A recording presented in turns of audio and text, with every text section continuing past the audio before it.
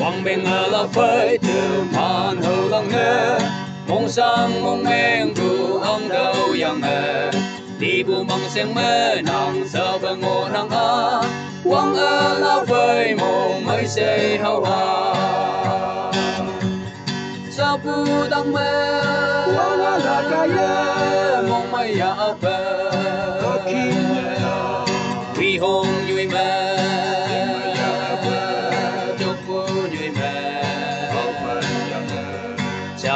quang ha quang bên la ada kamaya ngai ke la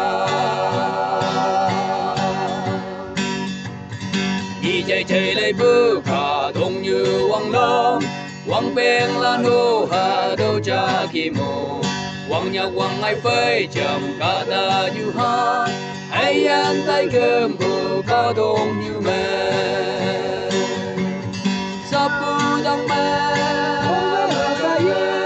mong mai ya về vì hồn người mẹ chúc bu người mẹ chào quang a quang bên la ale kamaya ngai ke la đông như đất cá ta ai yên bay bùa tuổi mai liên yang ai yên sang nè miệt tắc bi ai nang về hàng mù ya lê